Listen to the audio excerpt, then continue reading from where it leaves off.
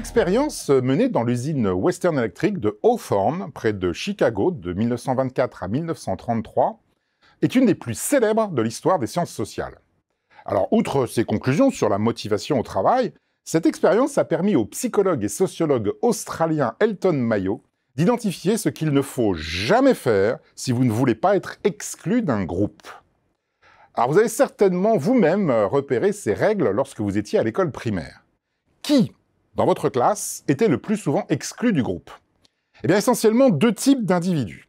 Ceux qui travaillent trop ou trop bien, et ceux qui ne travaillent pas assez ou pas assez bien. Si vous travaillez mieux ou plus que les autres, eh bien, vous envoyez en effet un message implicite, c'est que les autres membres du groupe pourraient mieux faire. Réciproquement, si vous travaillez moins ou moins bien que les autres, le groupe risque de considérer que vous vivez aux dépens du collectif. Alors pour ne pas être exclu du groupe, la règle est donc simple. Vous devez rester dans la moyenne, ni trop au-dessus, ni trop en dessous.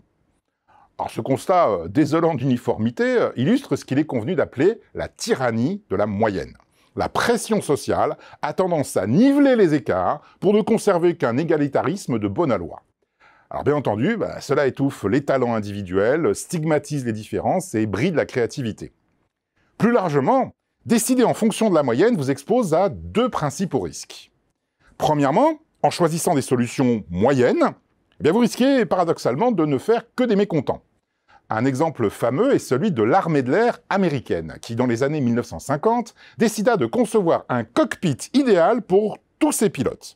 140 dimensions physiques de 4063 pilotes furent relevées, comme la longueur des bras et des jambes, la distance entre l'œil et l'oreille, ou la largeur des hanches. Le cockpit idéal devait être conçu en fonction de la moyenne de chacune de ces dimensions.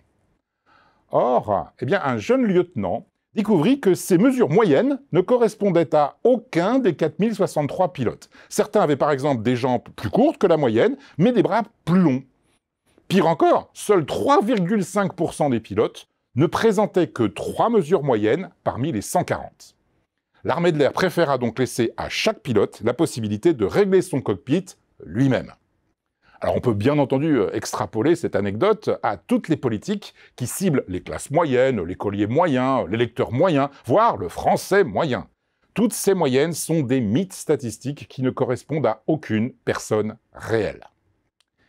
Deuxièmement, la focalisation sur la moyenne peut déclencher des machines infernales.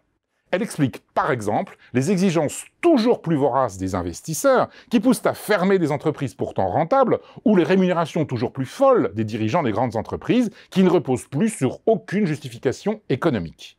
Dans les deux cas, une performance est considérée comme bonne ou une rémunération comme attrayante, non en fonction de son montant absolu, mais en termes relatifs. Il faut faire mieux ou gagner plus que la moyenne des autres. Bien entendu, tout le monde cherche alors à être au-dessus de la moyenne. Et par effet boule de neige, la moyenne ne cesse d'augmenter jusqu'à atteindre des niveaux absurdes. Par conséquent, méfiez-vous de la tyrannie de la moyenne. Sous son aspect anodin, la moyenne recèle bien des dangers.